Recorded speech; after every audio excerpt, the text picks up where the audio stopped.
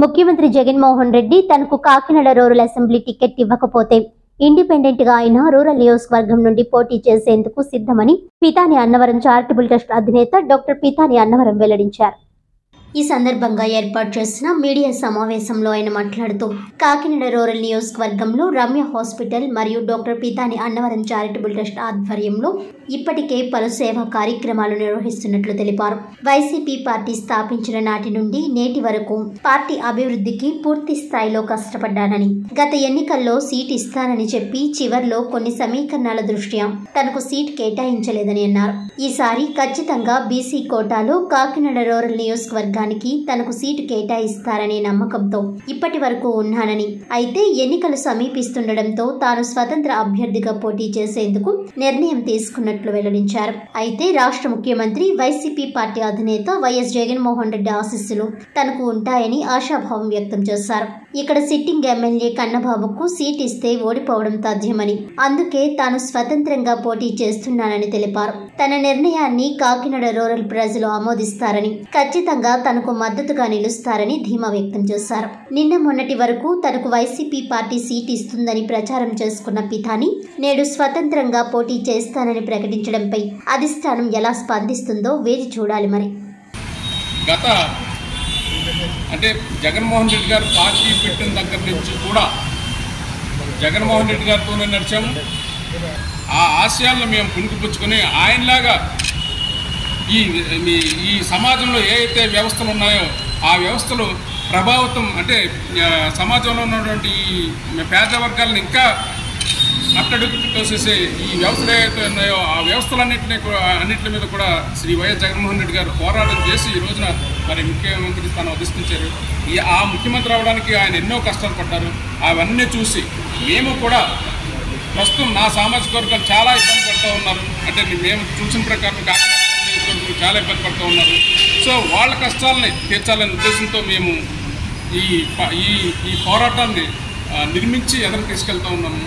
అందుకని ఆయన ఆశయాలతో మేము ఈ రాజకీయ రంగ ప్రవేశం చేసాం కాబట్టి మరి ఆయనతోనే ఇప్పటివరకు నడిచాము. ఆయన పోయిన ఎలక్షన్స్లో మరి మండపేటలో కోఆర్డినేటర్ కింద ఇచ్చారు. మరి తర్వాత సీనియర్ రావడం వల్ల మమ్మల్ని ఆపారు. మరి ఇలాగా ఆపినా కానీ అప్పటి నుంచి కూడా మరి జగన్మోహన్ రెడ్డి గారు వెనకాల నడుచుకుంటూ వస్తూ ఉన్నాము. మేము అడిగాము, సార్ మీ పార్టీ పెట్టిన దగ్గర నుంచి కూడా మీతోనే నడుస్తూ ఉన్నాము. మీ కష్టకాలంలో మేము మీకు తోడుగా ఉండి మిమ్మల్ని ఎదురుగా నడిపించాము. మరి ప్రస్తుతం అయితే నా సామాజిక వర్గాలన్నీ కూడా ఇక్కడ కాకినాడ రూరల్ నియోజకవర్గంలో ఎక్కడైతే ఏవైతే ఉన్నాయో ఆ నియోజకవర్గంలో నా సామాజిక వర్గాలు చాలా ఇబ్బంది పడుతూ ఉన్నారు. వాళ్ళకి ఆపన్నాస్తం ఇవ్వాల్సిన అవసరం ప్రస్తుతం నా మీద ఉంది.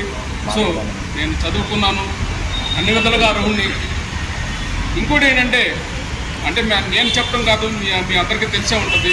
ప్రస్తుతం నా శాసనసభ్యుడి మీద మరి ఎంత అంటే ఆయన ఏం చేశారో నాకు తెలియదు, కానీ చాలా వ్యతిరేకత ఉంది. ఆయనకి మళ్ళీ అభ్యర్థిత్వం ఖరారు చేస్తే కనుక పోయే పరిస్థితులు ఉన్నాయి. సో ఈ అన్నిటి దృష్ట్యా మరి నేను కూడా అర్హుడిని కాబట్టి, నేను ఆ బీసీ సామాజిక వర్గానికి చెందిన వ్యక్తిని కాబట్టి నాకు ఇస్తే మరి రిజల్ట్స్ పాజిటివ్గా వచ్చే సూచనలు ఉన్నాయి కాబట్టి నాకు ఇవ్వండి సార్ అని చెప్పేసి వైఎస్ జగన్మోహన్ రెడ్డి గారిని మన ముఖ్యమంత్రి గారిని కోరడం జరిగింది. నేను నా సామాజిక వర్గాలకి అండగా ఉండాలనుకుంటున్నాను కాబట్టి ముఖ్యమంత్రి గారిని రిక్వెస్ట్ చేయడం జరిగింది.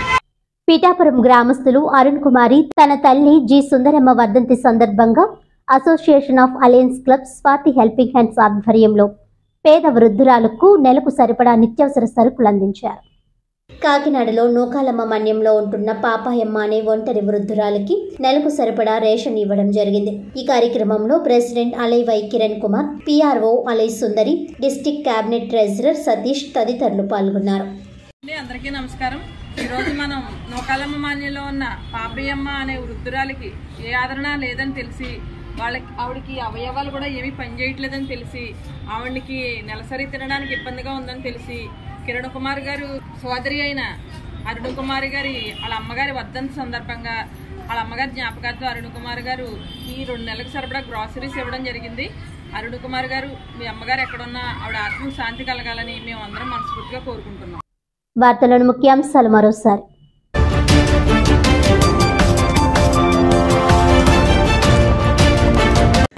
వైనాట్ 175 లక్ష్యంగా కాకినాడ జిల్లాలోని 7 అసెంబ్లీ నియోజకవర్గాలను గెలిచేందుకు కృషి. వైఎస్ఆర్ కాంగ్రెస్ పార్టీ కాకినాడ పార్లమెంట్ నియోజకవర్గ incharge Chalamalasetty Sunil.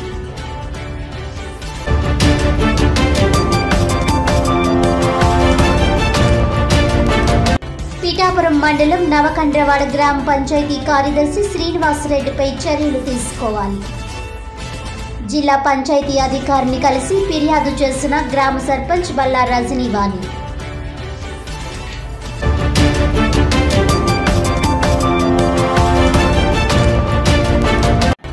Kakinada city MLA Dwarampudi Chandrasekhar Reddy కుటుంబ సభ్యుల విరాళంతో కాకినాడ సాంబమూర్తి నగర్లో శ్రీ వైభవ వెంకటేశ్వర స్వామి ఆలయ నిర్మాణం అత్యంత కన్నుల పండుగగా జరిగిన ప్రతిష్టా కార్యక్రమం.